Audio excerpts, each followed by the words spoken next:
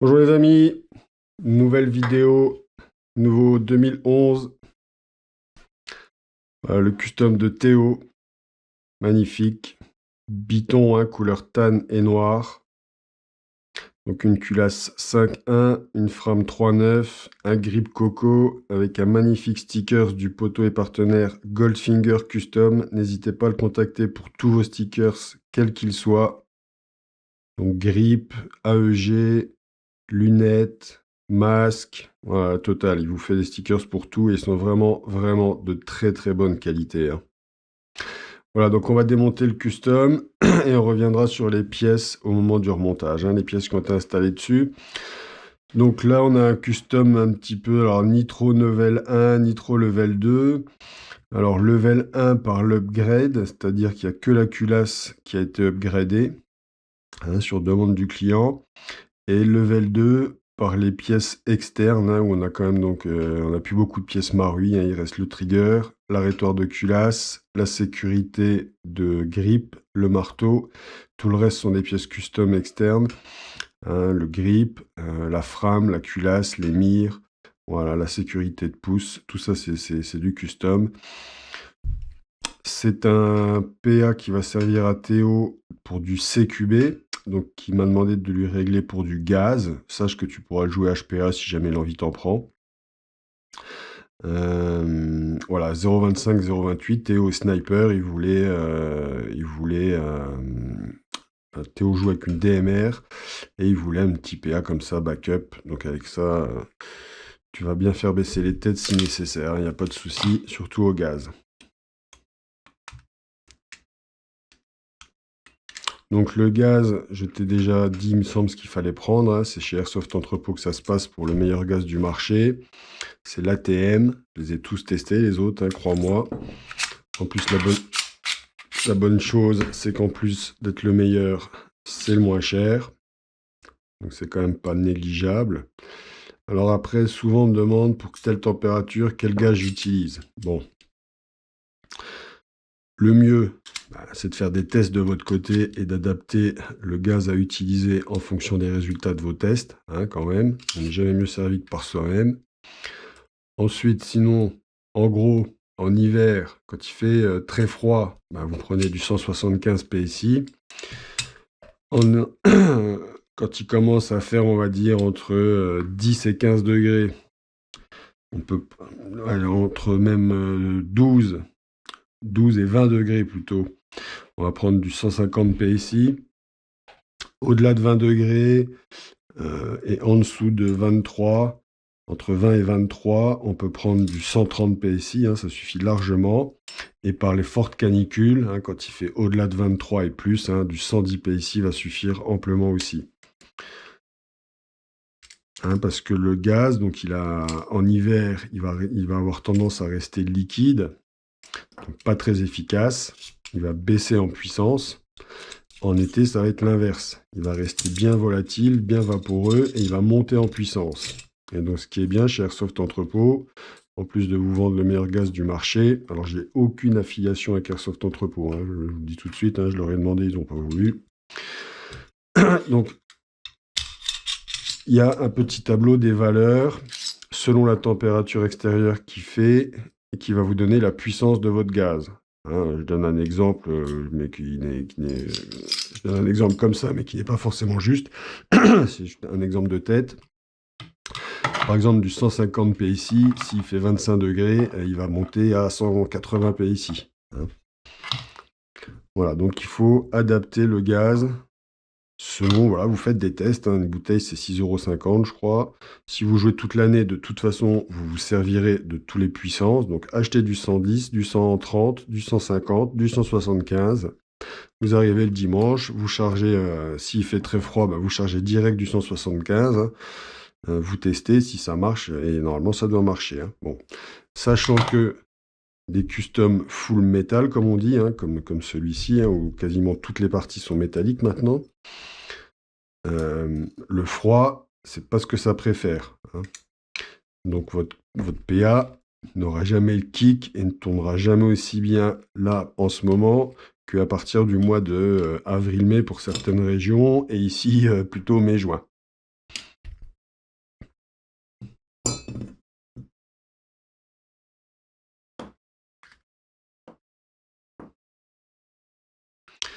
Alors la frame, elle est full marui. Bon allez, je vais quand même la démonter pour montrer la belle frame.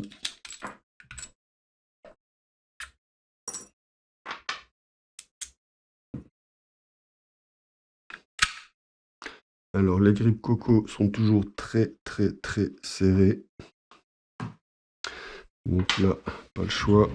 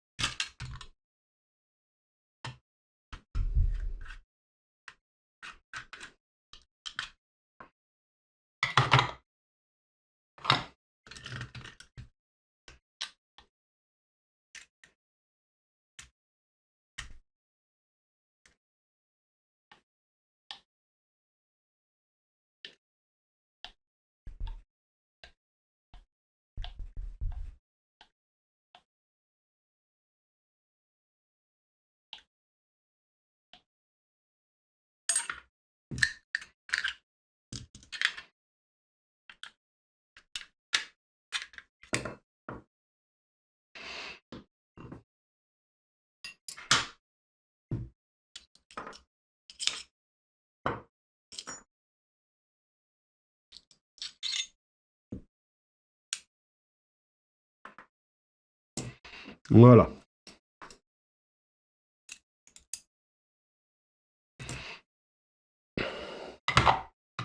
Alors on va commencer par le grip, tranquillou. Hein. Donc grip coco, le sticker, je vous ai dit, hein, c'est un poteau à moi qui fait ça maintenant. Goldfinger Custom. Donc vous pouvez le trouver sur Facebook, sur Instagram. Il vous fait, vous lui envoyez l'image de ce que vous voulez. Il vous fait le stickers. Et après, vous n'avez plus qu'à l'appliquer ou c'est lui qui vous le colle même. Hein. Il fait ça pour les masques. Il fait ça pour certaines répliques complètes, hein, style les scorpions. Il fait ça pour les grippes. Il fait ça pour vos chargeurs M4. Voilà, je suis sûr qu'il pourrait le faire pour vos chargeurs IKPA. Les grippes, les stickers sont protégés par un vinyle qui est étanche. Donc ils sont vraiment, ils restent très brillants. Ils sont pas rugueux du tout. Ils sont magnifiques. Vous pouvez les décoller et les recoller X fois si vous ratez le premier collage. Ça recolle toujours aussi bien. Moi, j'ai fait une petite bulle d'air, j'ai vu ça hier.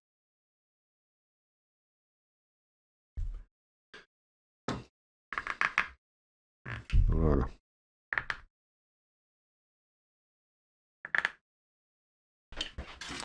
Est-ce que la carte bleue magique?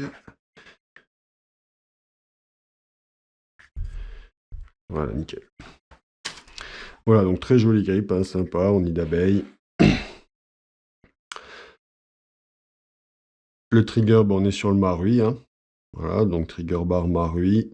Très fragile ce trigger bar, hein. Il se tord et se déforme très facilement, méfiez-vous. Trigger marui en plastique de base. Hein. L'éjecteur de chargeur. Marui toujours, hein. Voilà, le trigger a une bonne action dans le grip, il n'y a pas de souci, on est bien. La frame. Donc la frame, c'est une frame Advance. Dr Black, 3,9 pouces. Advance parce que les deux rails ici sont complètement pleins. Voilà. Couleur tan, rail tactique intégré. Très joli. Hein. Et donc on y a mis le truc de Théo, il privilégiait l'externe, parce que donc il joue plutôt en DMR, ça va être sa réplique vraiment secondaire. Donc il m'a dit, moi, un interne level 1 me suffit largement. Je préfère privilégier l'externe. Donc voilà, il a passé ses sous plutôt que dans l'interne, dans le grip, dans la frame, dans le support de Red Dot, dans la culasse full custom. Voilà. Sachant que si plus tard, il veut changer son marteau, son trigger, hein, les pièces internes, c'est complètement évolutif.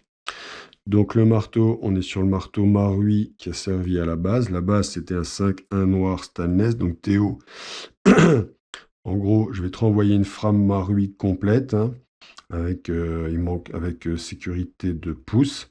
Une culasse Marui complète, puisqu'on n'a rien récupéré de la culasse hormis le joint au pup. Voilà, il manque juste le joint au pup et un grip Marui. Donc sache que t'es pas loin. Alors soit tu te referas un petit billet en vendant ces pièces-là, ça se vend très très bien, surtout les frames pour avoir des bases de custom.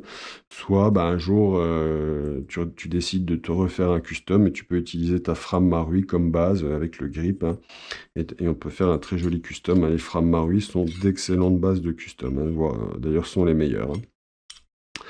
Donc verrou de percuteur, disconnecteur, Marui. Ressort de verrou de percuteur, on est sur le Marui aussi.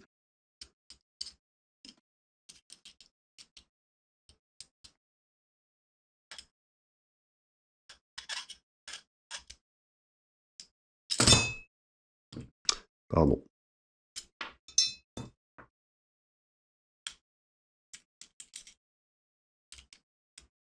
Voilà.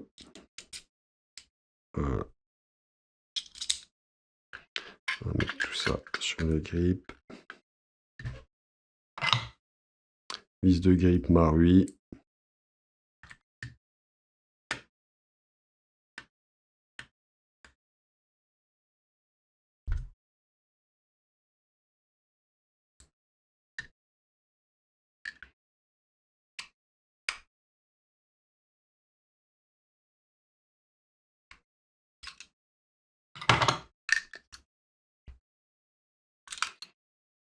Le Sear Spring, on est sur du Marui.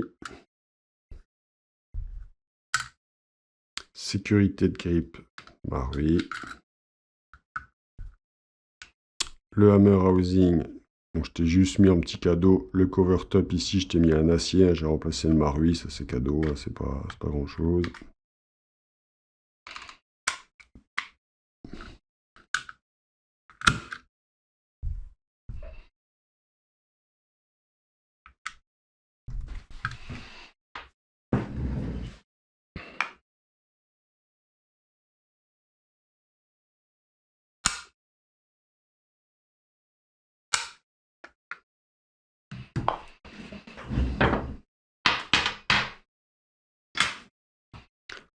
La vis d'arcade de Pontet.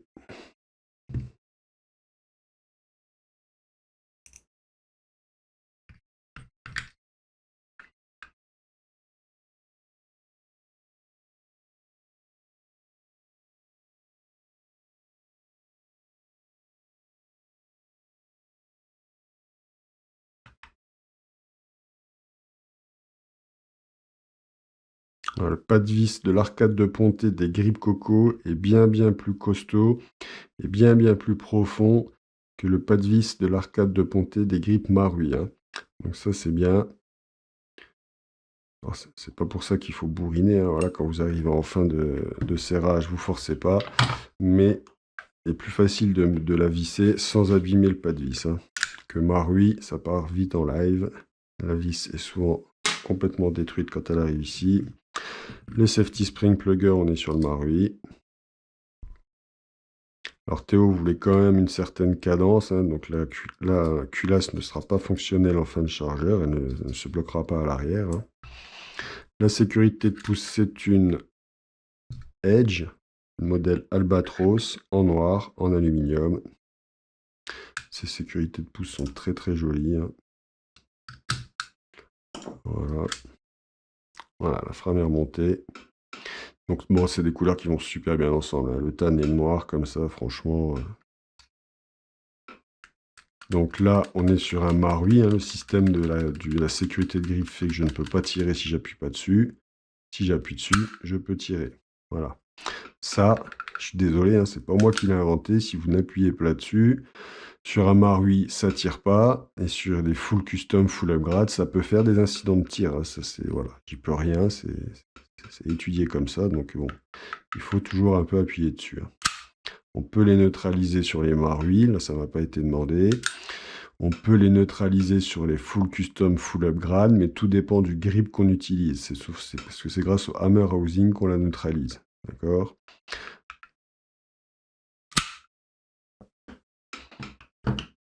Alors, on pourrait la neutraliser autrement que par le hammer housing, hein, sur les full custom, full upgrade. Mais ça fait toujours chier de taper dans une pièce, une jolie pièce comme ça, en acier inox. Et selon le marteau, il y a un marteau sur le marché qui fait chier, c'est le STI DVC. Ce marteau-là, de par sa forme ici, qui est beaucoup moins arrondi et beaucoup plus pointu, a tendance à se coincer dans le BBH. J'ai eu le souci avec un client. C'est pour ça qu'il faut vraiment, vraiment bien appuyer sur les sécu pour que le marteau STI DVC, je parle, s'engage bien sans se coincer dans le BBH et entre le BBH et le nozzle. Mais quand la sécurité de grip ici, elle n'est pas fournie avec un housing en aluminium, dans les plastiques là, on ne peut pas la garder neutralisée comme ça, contrairement à un grip aluminium. Alors, ceux qui connaissent me comprendront, j'espère que pour les autres, je serai assez clair. Donc il faut tricher. Voilà. J'ai trouvé un système, j'ai pas eu de retour du client à qui j'ai envoyé le custom comme ça, donc bonne nouvelle, hein. C'est que ça doit marcher. Et on continue. La culasse, la type 777 TAN de chez Dr Black, hein, avec une mire avant Dr Black noire à fibre optique. Voilà. Théo voulait un support de Red Dot à l'arrière, donc ça c'est un support de Red Dot Airsoft Masterpiece qui se met comme ceci en lieu et place de la mire arrière. Voilà.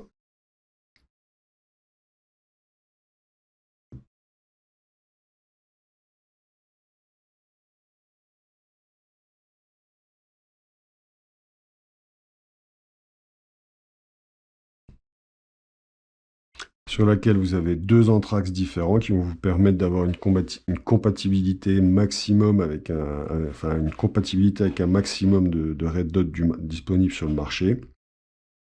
Et ici donc la vis qui va se prendre dans le BBH. Donc, BBH en alu, hein, ça c'est ceux que j'utilise sur le shop, c'est les plus performants du marché pour moi pour le moment, il n'y a pas de souci. Les autres c'est que du gadget.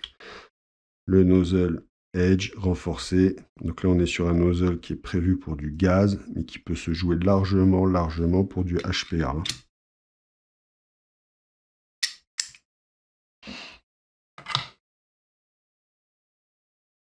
Donc si tu voulais vraiment jouer ce custom-là au HPA, il ne faudrait pas dépasser les 80-90 PSI, ça suffit largement. Et pour le gaz, tu utilises, comme j'ai dit en début de vidéo, le gaz qui fonctionne le mieux selon la température extérieure.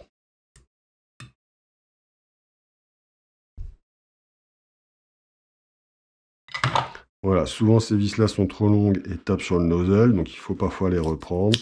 Là, je ne sais plus si je l'ai reprise ou pas, en tout cas on voit bien que le nozzle a une bonne course, il n'y a pas de souci. Voilà. Ce joint-là, torique, doit toujours être bien lubrifié avec de l'huile siliconée, rien d'autre. Il faut en mettre, mais il ne faut pas en mettre trop, parce que si vous en mettez trop, le silicone va descendre, ou de la graisse, le silicone ou la graisse va se foutre sur la valve de nozzle qui est ici. La valve de nozzle va être trop huilée, donc déjà c'est pas bon parce qu'elle va vous propulser de l'air siliconé, ce qui va niquer votre effet au pop. Et la valve à un moment donné va se coller, n'aura plus une bonne action dans le nozzle et ça va créer des incidents de tir importants, hein. Le canon externe, on est sur le ding-ding. Voilà, super holo, hein, magnifique. TAN. Alors, il y a toujours des petites marques ici, hein, c'est le temps d'ajuster le canon, hein, c'est une zone de frottement inévitable avec la culasse.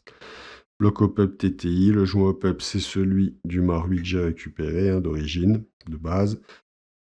Canon interne en aluminium Dr Black 601. Voilà, donc là, alors je te dirai après. Ensuite, le spring git plug qui est fourni avec, Dr Black, ajouré, magnifique.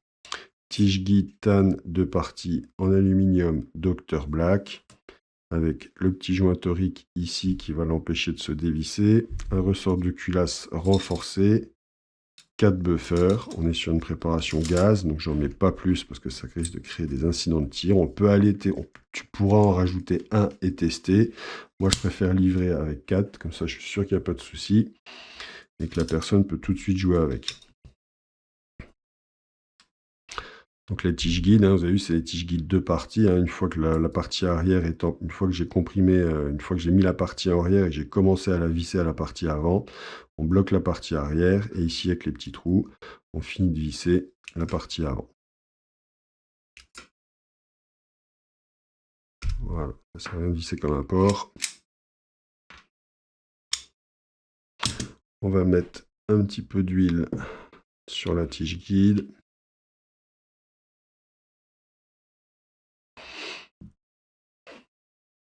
On va mettre un petit peu d'huile au niveau ici du système de percussion. Voilà, pas trop. Et on va huiler les rails. Attention aux huiles que vous utilisez, selon la température extérieure. S'il fait trop froid, genre l'huile Dr Black, hein, ça peut figer. Et au lieu de faire de l'huile, ça fait plutôt une espèce de pâte qui va faire ventouse, hein. Surtout quand on a 2 rails pleins comme ça et qu'il n'y a quasiment pas de jeu entre les rails et la culasse, la graisse. Donc ça devient de la graisse, l'huile, et ça fait rapidement ventouse. Et là, vous avez l'impression que votre culasse, elle ne cycle plus, hein. Il suffit de nettoyer les rails, de mettre de la bonne huile, et vous verrez, vous n'aurez plus le souci. L'entretien du PA est très important, hein. Donc n'hésitez pas, hein, j'ai des clients qui entretiennent leur PA après chaque partie, ils n'ont pas de souci. Et je vois bien que y a des entretiens qui sont moins bien faits et ça crée plus de soucis. Si vous voulez pas entretenir votre réplique, vous achetez un Armor Works ou un Marui. Là, franchement, l'entretien il est zéro, hein, et il n'y a pas de souci, quoi. Alors pour régler ton hop-up, ici, molette de réglage, hein. À droite, tu donnes de l'effet hop-up, c'est marqué là. À gauche, tu descends ton effet hop-up. Donc là, ça, tu auras juste à régler ça, je veux dire. L'arrêteur de culasse, on est sur le Marui. Une fois que tu as reculassé comme ça, avant de faire tes essais, tu viens revisser ici la vis du bloc hop-up à fond sur la frame.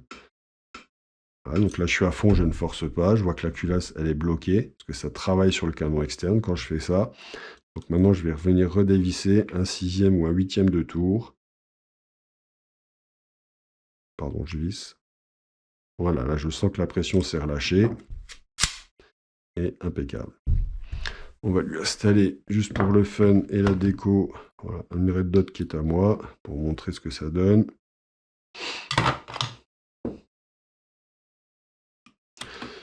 Donc, ces supports-là, ils sont bien, hein. À savoir quand même que les pas de vis sont en aluminium et les vis en acier, donc on ne force pas, on ne visse pas comme une brute. Je te déconseille de mettre du frein filé ou alors du très léger, hein, quand tu seras ou alors quand tu seras sûr que ton réglage est optimum et que tu es sûr de ne plus le démonter, donc tu pourras en mettre, mais du léger. Il faudra quand même que tu puisses la redémonter pour l'entretien de ton système de pneumatique.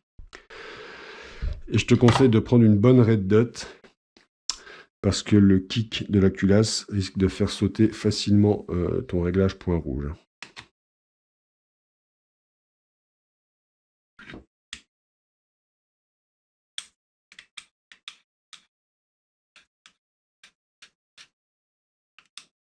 Voilà, petit traceur.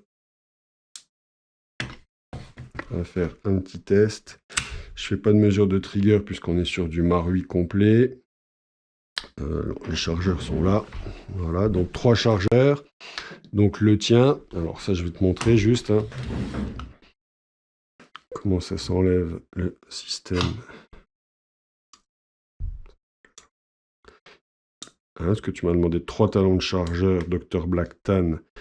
Donc tu as une vis ici que tu dévisses. Ici, un petit picot qui est sur le chargeur Marui sur lequel tu appuies. Tu rappuies dessus et ça s'enlève. D'accord? Les trous, j'ai testé les 3 talons de chargeur. Les trous étaient mal cotés, ou alors c'est ici que c'est mal coté. Donc je les ai repris tous pour que ça puisse passer dedans. Donc pour le remettre, il faut que cette vis soit dévissée. Ici, tu as une petite pièce qui va bloquer ton talon de chargeur qui descend et qui remonte tout seul, hein. Voilà. Donc j'appuie dessus, je pousse. La pièce remonte et se coince une première fois dans ce trou-là. Donc je rappuie sur la pièce, je pousse. Et là, elle se coince maintenant, puisque j'ai ragrandi le trou, dans le 3e trou. Et là, on voit que le talon de chargeur ne bouge plus. Donc je te l'ai fait sur les 3, hein. Tu auras juste à équiper tes chargeurs Marui. Dernière chose, je l'ai fait sur celui-là. Quand tu auras enlevé ton talon de chargeur Marui avant de mettre le talon de chargeur Dr Black, tu resserres cette grosse vis. Hein, chez Marui, régulièrement, il faut la resserrer. Elle est complètement desserrée. Ça crée des incidents de tir.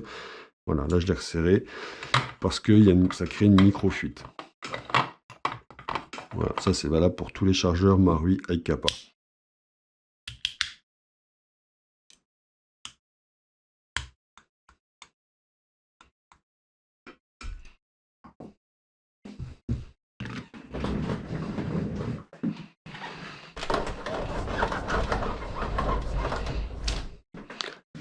Voilà, donc 3 chargeurs, il fait 17 degrés dans l'atelier. Je suis avec du gaz, donc ATM 175 PSI. Donc on va commencer par un Marui standard, hein, voilà.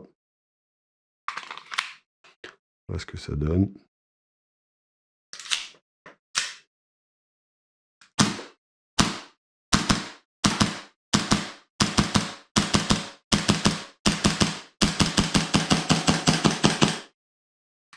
Voilà, donc comme je l'ai dit, vu qu'il y a des buffers, la culasse ne s'arrête pas en fin de chargeur, mais ça s'entend clairement à l'oreille quand on est en fin de chargeur, hein. Voilà, le chargeur s'est vidé, pas de souci. Là, c'est le tien, avec le talon de chargeur Dr Black. Voilà, ça a quand même plus de gueule, c'est clair.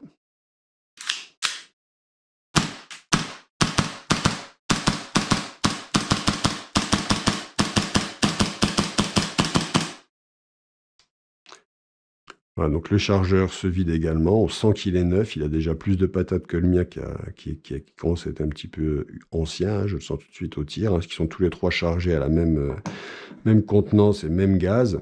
Ça, ce sont mes chargeurs perso, avec ici valve changée, les lèvres de chargeur changées, et ici ce qu'on appelle le Gazroot 9 ball. Ça, soit c'est très efficace en hiver, ça améliore vraiment l'étanchéité, soit c'est délétère si l'étanchéité est déjà bonne, et ça peut avoir tendance à freiner ta culasse. Donc là, on va voir si ça vaudrait le coup que tu en mettes un sur le tien. Voilà, donc la culasse n'est pas freinée, ça marche très très bien, elle est bien revenue.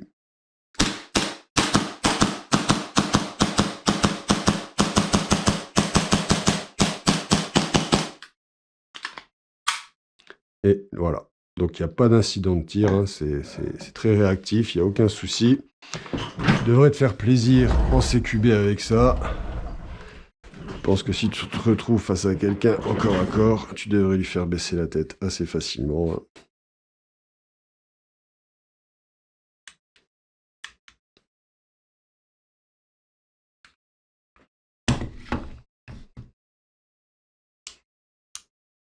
Voilà Théo. Donc ton PA est prêt, il est posté cet après-midi. Je te remercie pour ta confiance, je suis désolé pour le temps que ça a pris, hein. Je suis tributaire des livraisons en ce moment, ça prend plus de temps que d'habitude. Allez poteau, je vous souhaite une bonne fin de journée et je vous dis à dans pas longtemps pour une prochaine. Bisous bisous, ciao ciao.